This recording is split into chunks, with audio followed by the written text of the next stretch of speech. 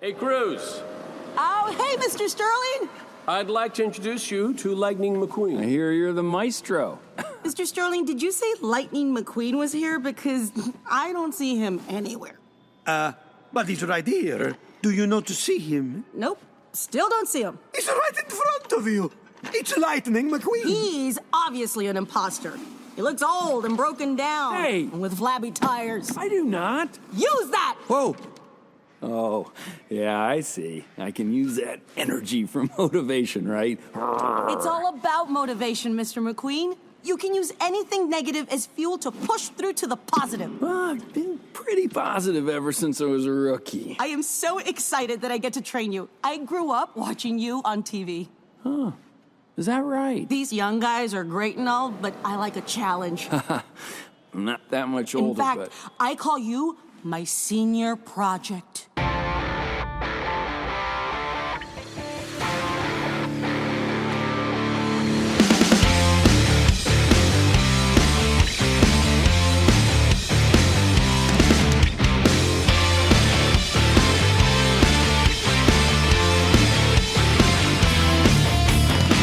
On the set. This is Michael Faulkner, and it is showtime at the June 13th, 2017 edition of the Weekly Podioplex, brought to you on the Chronic Riff Network. This week's birthdays include Grumpy Doctor and Tomorrowland villain Hugh Laurie, Joshua Jackson from Fringe, Jim Neighbors from Gomer Pyle USMC, Mary-Kate and Ashley Olsen from Full House, but not Fuller House, Kat Dennings from Thor and Thor: The Dark World, Ali Sheedy from a whole boatload of 1980s films, Yasmine Bleeth from Baywatch, the one before the box office bomb, the delightful Neil Patrick Harris, Courtney Cox from Friends, Arthur Darvill from Doctor Who and Legends of Tomorrow, and Captain America himself, Chris Evans. Starting with the box office report, Themyscira wins again. At number 10 is Everything Everything, down 3 from 7th. At number 9 is Alien Covenant, down 3 from 6th. At 8th is new release Megan Levy, premiering to $3.8 million. And that's not particularly strong against the rest of the box office crowd, but for distributor Bleecker Street, it's number 1.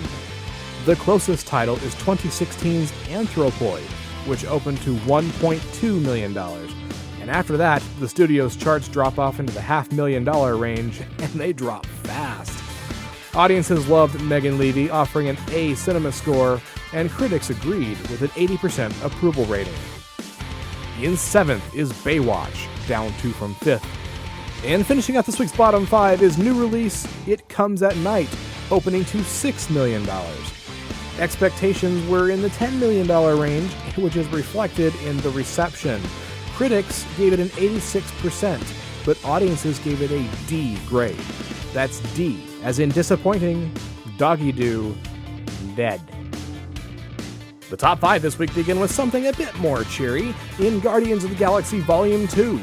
Down 1 from 4th with $6.3 million and a new total of $366.4 million. The worldwide sales to this point are $833 million. In 4th place is Pirates of the Caribbean, Dead Men Tell No Tales, down 1 from 3rd with $10.7 million and a new total of $135.8 million. In 3rd place is Captain Underpants, the first epic movie, down 1 from 2nd with $12.2 million and a total of $44.4 million. In 2nd is new release The Mummy, scrounging up $31.7 million. 20-ish years ago, Brendan Fraser and director Stephen Sommers tried to reboot this Universal classic, and they did so to the tune of $43.3 million. The sequel did better than both of them, and you know, if you want to rub some salt in this wound, even the 3rd Mummy film with Brendan Fraser did better than this new release, and that one didn't even have Rachel Weisz. Audiences were lukewarm with a B- cinema score, and critics were downright cold with a 16%. Maintaining her place on the throne this week is Wonder Woman, picking up another $58.5 million for a new total of $206.3 million. If you're keeping score at home, that's a 45% drop from opening weekend, which is leagues better than the other DC Extended Universe films, which all exceeded 65%. Let's close out the box office report with what was winning in years gone by. 5 years ago in 2012, Madagascar 3, Europe's Most Wanted, took number 1 for a second week with $34.1 million. 10 years ago in 2007, Fantastic Four, Rise of the Silver Surfer won the weekend with $58.1 million. 20 years ago in 1997, Speed 2, Cruise Control was the winner with $16.2 million. 30 years ago in 1987, Predator took the title with $12 million. And 40 years ago in 1977, Star Wars was a three-peat box office champ with $5.7 million.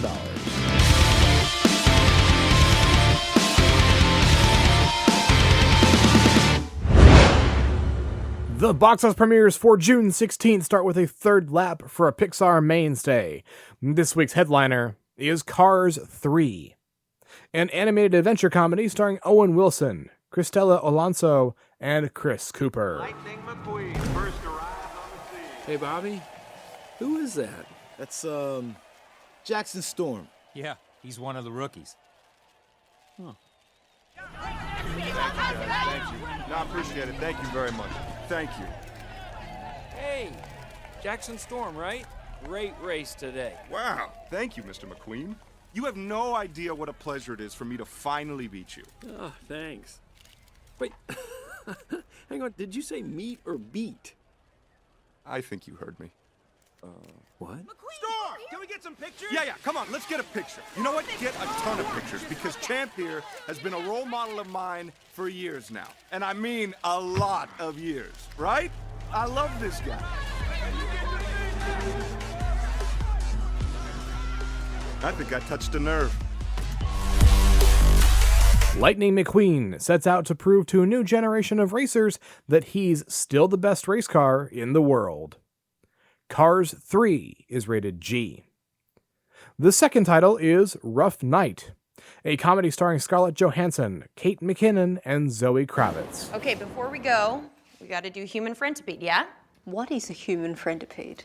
It's a photo we always take that's like the movie Human Centipede, where they're sewn together, mouth to bum, but it's with friends, so it's special. I feel like not the appropriate. Guys, if I don't post a ton of pictures from this weekend, it's gonna look suspicious, like we killed someone. Okay. I can't believe I'm saying this, but I think we should do the human centipede. Okay, I get the middle. Ugh, why do you want the middle? Say, centipede. Centipede. Cute. A group of friends are horrified when the male stripper they hired for a wild bachelorette party in Miami winds up dead. Rough Night is rated R. Number 3 is All Eyes on Me, a biographical drama starring Demetrius Shipp Jr., Danai Gurira, and Kat Graham. It's happened to you. What happened to me? I got shot 5 times. That's what happened to me. What happened to you? You used to be damn. It's stupid. And it's dangerous. It's dangerous getting shot, too. The man I knew wanted to use his voice to educate, to bring people together. If he coming at me, he gon' get dealt with. So can nobody tell you nothing, huh? Huh? Not about this. Okay.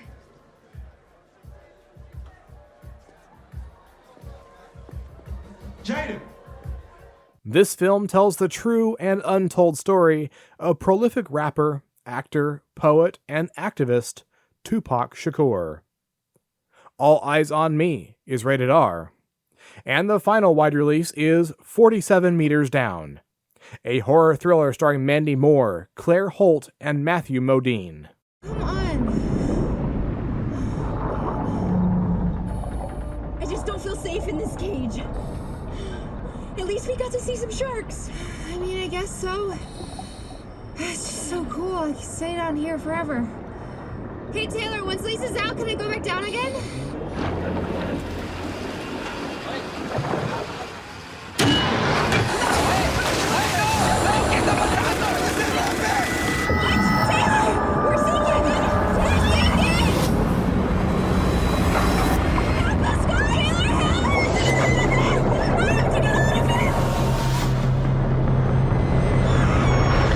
sisters vacationing in Mexico are trapped in a shark cage at the bottom of the ocean. With less than an hour of oxygen left and great white sharks circling nearby, they must fight to survive. 47 Meters Down is rated PG-13. There are also 4 titles on this week's limited slate, and you can find those in the show notes.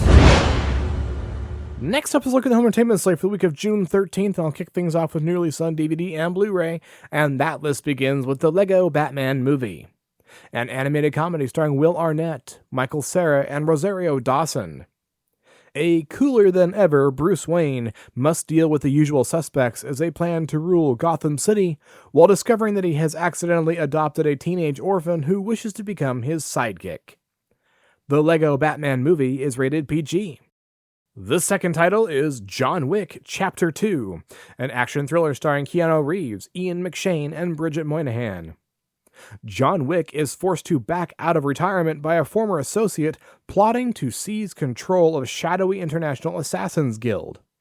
Bound by a blood oath to help him, John travels to Rome where he squares off against some of the world's deadliest killers. John Wick Chapter 2 is rated R. And number 3 on the list is Dragonheart, Battle for the Heartfire, a fantasy adventure film starring Tom Rhys-Harries, Jessamine Bliss-Bell, and Patrick Stewart.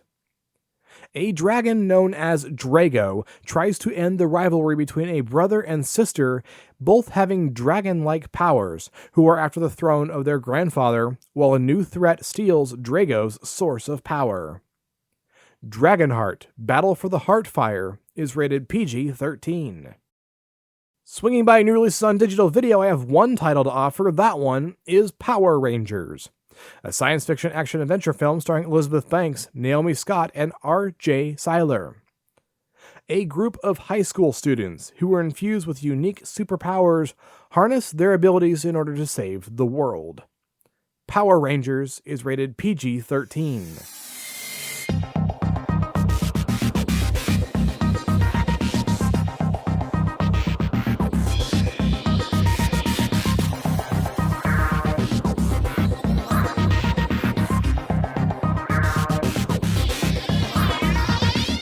Moving right along to TV on DVD and Blu-ray, start things there with Bones, Season 12 from 2017, and the complete series spanning 2005 to 2017, starring Emily Deschanel, David Boreanaz, and Michaela Conlin. TV's favorite crime-solving couple has solved their last case. Forensic anthropologist Dr. Temperance Bones Brennan has an uncanny ability to solve the FBI's most bizarre, gruesome mysteries, along with hard-nosed agent Seeley Booth and the quirky Squints at Washington's Jeffersonian Institute. Brennan tackles cases involving everyone from serial killers to senior citizens. As the series unfolds, Brennan and Booth find themselves as deeply in love as they are in danger, and with its dark humor, mesmerizing plots, celebrated cast, and beloved guest stars, Bones is cutting-edge entertainment from its first incision to its final cut.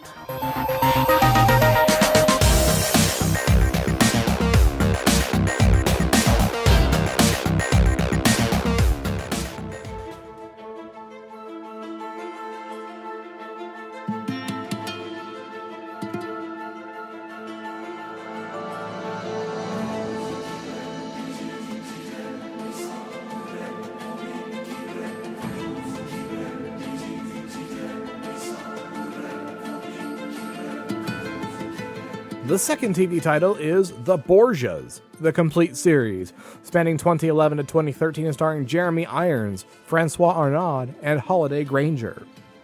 The Borgias is the epic saga of one of the most powerful crime families in history. Led by Academy Award winner Jeremy Irons, the critically acclaimed series follows family patriarch Rodrigo Borgia as he ascends to the papal throne and rules 15th century Italy with a heavy hand, seizing enormous control, wealth, and influence for his clan, while also gaining a formidable list of enemies that conspire to overthrow his growing empire. To defend the family name, son Cesar commands armies across Renaissance Europe. Daughter Lucrezia seduces political friends and foes alike, and both hold desires that threaten to bring down the dynasty from within. Don't miss a moment of the brilliant, sensual, unpredictable drama that is every bit as ambitious as the Borgias themselves.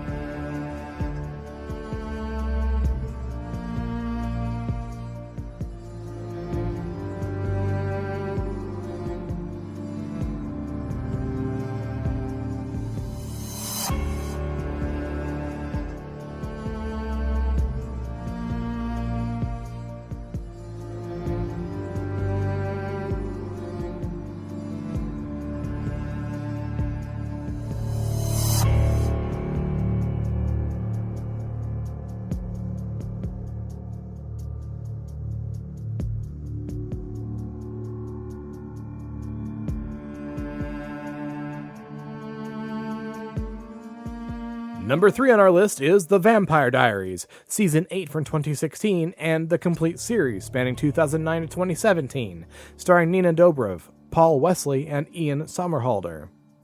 In Season 8, we find Damon and Enzo continuing on their killing spree, both following the commands of a sinister and unnatural force. While Bonnie, Stefan, and Carolyn are grieving their loss, they team up to investigate who or what may be the cause of their disappearance at the end of Season 7. Alaric joins the search and continues to look for clues on how they escaped from the Armory Vault.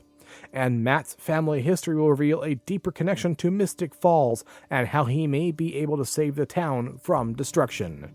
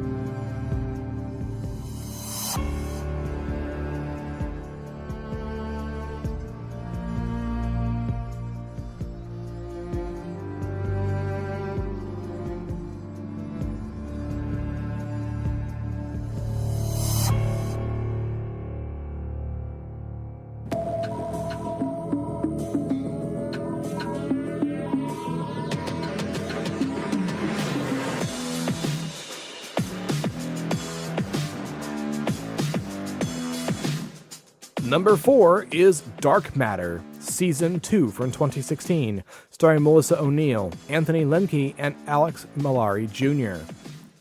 The Rasa crew returns. In the aftermath of betrayal, things have changed for the crew of the Rasa. They find themselves split up, imprisoned, or sent on the course of a new life.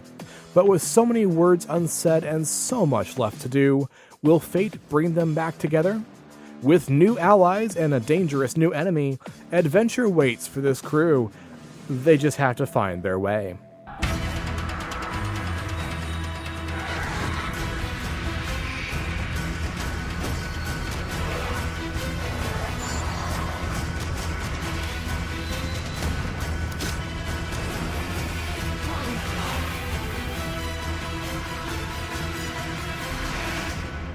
The 5th title is Grimm, Season 6 from 2017, and the complete series from 2011 to 2017, starring David Giantoli, Russell Hornsby, and Silas Weir-Mitchell. Now that the nefarious forces of Black Claw have been silenced, Nick faces an all-too-familiar foe in Captain Sean Renard. Having gained a seat of power as the mayor-elect of Portland, Renard is poised to bring rise to his own brand of law and order. Nick must take a stand to protect his city and those closest to him, especially his child with Adeline. It will take the full force of Nick and his allies to find a way to bring peace. Meanwhile, Monroe and Rosalie grapple with bringing a child into a new and tumultuous world, and Eve faces unsettling identity issues as her former self lurks just below the surface.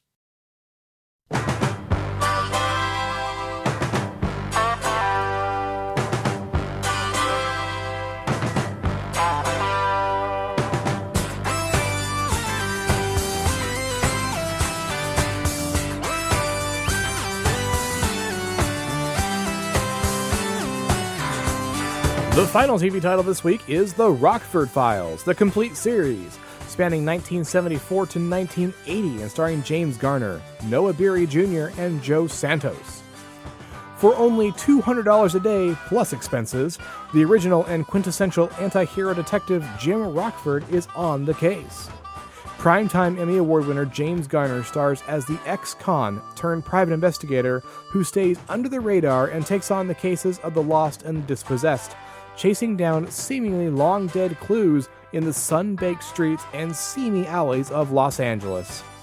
And now, all 120 episodes from its 6 seasons fill this 22-disc anthology. Filled with wry humor, chilling suspense, and engaging cases, it's no mystery why The Rockford Files remains the most celebrated detective show of its time. I'll wrap up the home entertainment slate with Blu-rays from the past, and this week I bring you one title. That one is They Live by Night, a film noir crime drama from 1948 coming to the Criterion Collection, starring Kathy O'Donnell, Farley Granger, and J.C. Flippin. After an unjust prison sentence, a young innocent gets mixed up with hardened criminals, and a violent escape. They Live by Night is not rated. After this brief break for about a shameless podcast cross-promotion, the Weekly Podioplex will continue.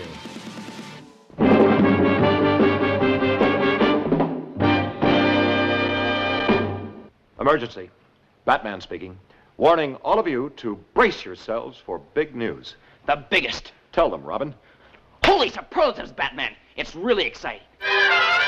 Greetings, citizens. Join me, your old bat chum, John S. Drew, on my journey to discover what it is I love about the classic 1966 Batman television series on the Batcave podcast. Each episode, I'm joined by a guest host as we review the classic television series. There's a new episode every 2 weeks. Same bat time, same bat channel on iTunes, Stitcher Radio, or at thebatcavepodcast.com. Holy memoranda, folks. Make a note not to miss it. Good thinking, Robin.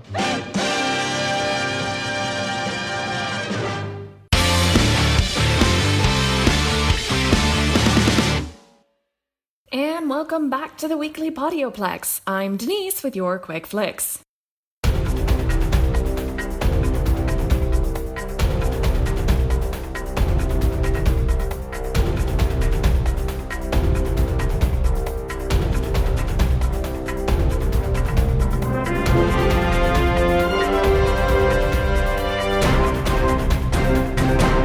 First up this week, Hellboy reboot to start filming this fall, says David Harbour. Hellboy Rise of the Blood Queen is currently eyeing a filming start date for later this fall. While speaking with The Wrap, Harbour talked about why this particular take, an R-rated film which promises to be darker and more gruesome than both of the Del Toro movies, feels like it has more in common with a dark character piece than a traditional superhero movie might. He said, "We're supposed to go in September, I hope. It's good. It's a whole new thing. I'd always been a fan of the comics, and there's a darker tone to it, and I think that in the climate we have now, there's kind of a desire for more of that. The script is good, and this guy Neil Marshall is directing, who's really good, and the aesthetic is great. So often the superhero movies can be really fun, and I want this to be really fun, but I also want it to be more of a character piece and more about this dude's struggle. I think it could be interesting. I don't know. I just hope we make a good movie. We'll see. You be the judge."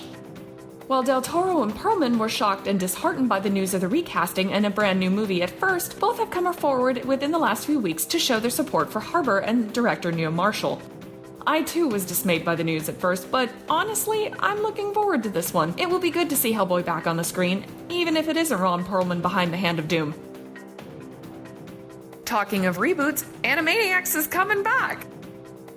I don't know how to feel about this, really. I mean, I loved this show, and Tiny Toons, and Freakazoid growing up. I don't know if they can do right if they reboot it.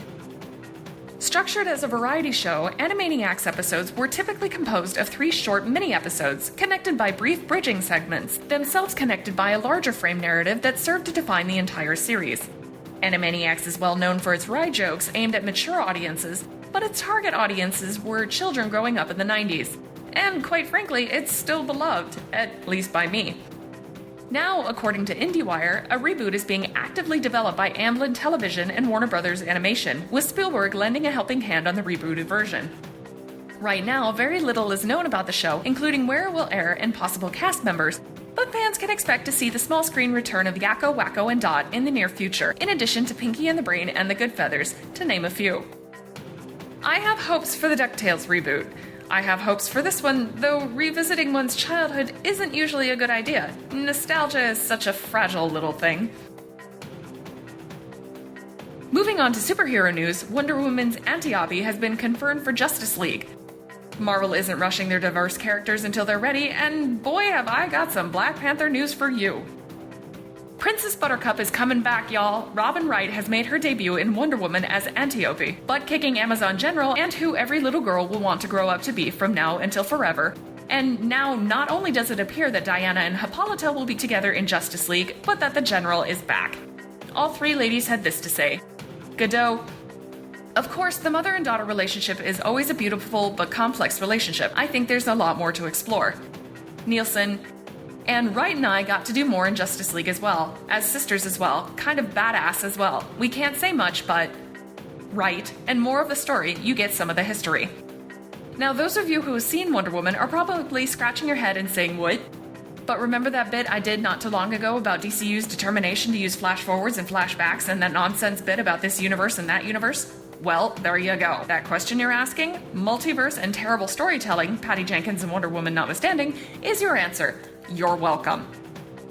Over on the Marvel side, Letitia Wright's Black Panther character is an innovative princess. I hope they do a better job with her than they did with Deja Thoris. It has since been confirmed that Letitia Wright will be playing T'Challa's sister Shuri, who readers know has an important arc in the comics, and who readers will be happy to hear that even though the MCU has taken liberties in the past, in this case it seems as though they'll be sticking pretty close to the source material. Interview Magazine spoke with Wright about the character and what to expect. She had this to say. She's a princess of Wakanda, but also she designs all of the new technology there. She has an innovative spirit and an innovative mind, and she wants to take Wakanda to a new place. Also, she has a great fashion sense, better than mine. She's so vibrant, a beautiful spirit, but also focused on what she does. And that's good for other people to see, especially young people to see, because it's like, look, there's a young black girl who loves technology and she's from Africa. It's something refreshing. This movie is just sounding better and better. And finally, Marvel is not rushing their diverse characters until they can be done right. Wow. Complex spoke to Marvel Studios executive producer Nate Moore and asked him about Marvel's upcoming diversity push. He made a point to clarify that, while they are thrilled to bring diverse characters to the big screen, they don't want to rush their introductions just for that purpose.